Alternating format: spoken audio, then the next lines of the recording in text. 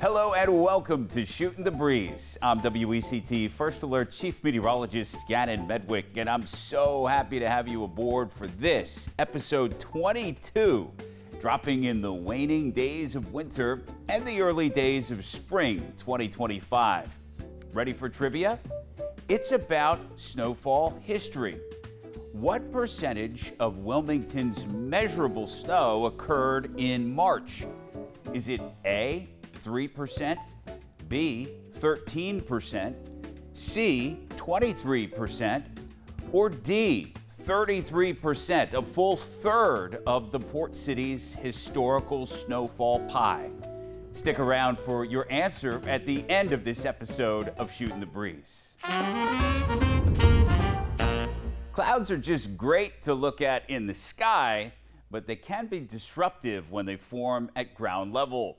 In this Forecaster's Notebook segment, a profile of a special kind of fog that frequents the Cape Fear region in late winter and early spring. Advection fog.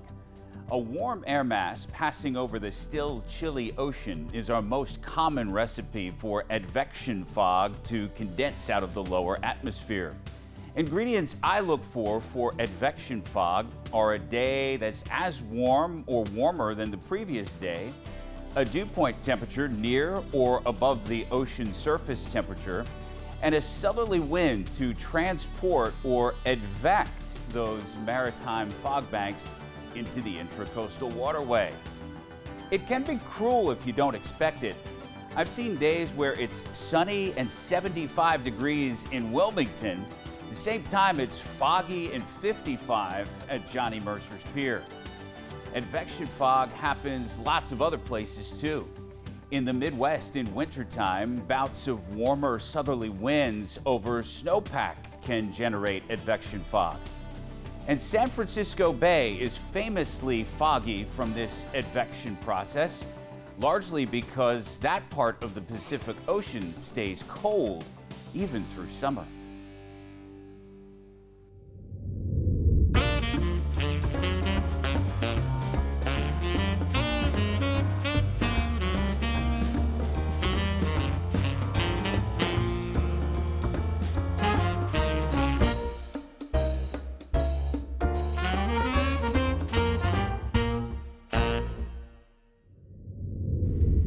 Central to your health and safety in a tornado warning, and at the heart of your family's tornado warning protocol, should be seeking shelter in an interior room away from windows and on the lowest floor of a sturdy structure. And of course, when you're there, protect your head. But what if you don't live in a traditional single-family home with a solid foundation?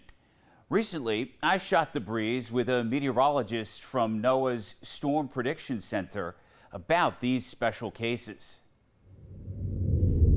We're happy to welcome meteorologist Matthew Elliott from the Storm Prediction Center, a division of NOAA in Norman, Oklahoma. Welcome in, Matthew. Thanks, Gannon. So great to be here today with you guys.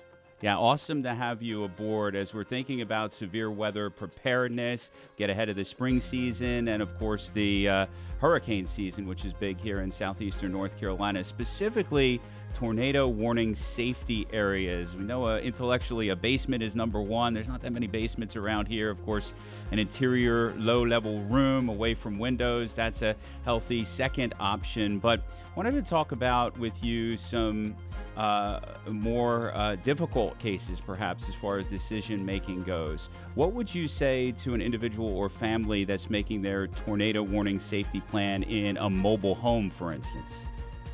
Yeah, that's a great question, and you're right. We're heading into severe weather season over the next couple months, and so now it's really the time to prepare. And if you live in a mobile home, those are just not safe places to be, whether you're in a tornado or even a severe thunderstorm warning. A strong straight line winds from a severe thunderstorm can also topple a mobile home as well. So, today, over the next few weeks and months, it's the time to prepare ahead of the severe weather season, so you know what to do, you know where to go. Are there community shelters that you can maybe go ahead of time? Maybe a well-built family, a friendly friend or someone in your family you can maybe go stay with who has a more well-built structure. The key is finding ahead of time so that you're not stuck in the last minutes before the storm is coming to try to decide what to do.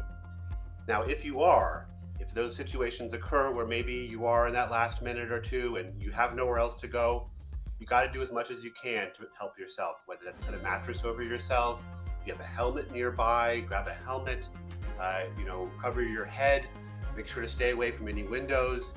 But those are just not safe places to be. And you got to prepare ahead of time so that you're not having to figure that out at the last second.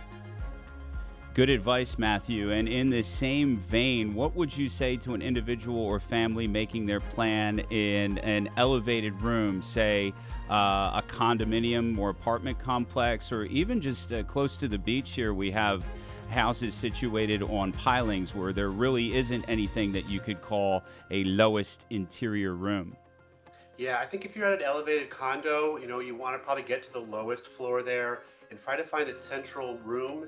Maybe there's an interior bathroom on that lowest floor for the condominium residence.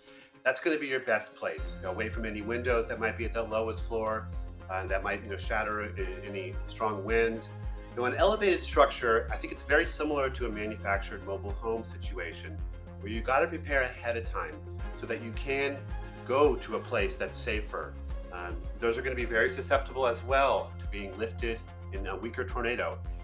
I think what's key to remember that mobile homes, especially, and those types of structures, account for about 70% of the fatalities from tornadoes. And that's only that there are only 4 to 5% of the structures out there. And so they just are not safe places to be. And you got to prepare ahead of time so that, again, you know where to go if you're in a tornado warning or a severe thunderstorm warning. Definitely some extra considerations for those cases on severe weather days. Matthew, appreciate the perspective from Norman, Oklahoma. Thanks and take care. Thank you very much. And remember, your WECT weather app set to your location will pass National Weather Service tornado warnings to you instantly. So you want to have it handy on severe weather days when seconds count.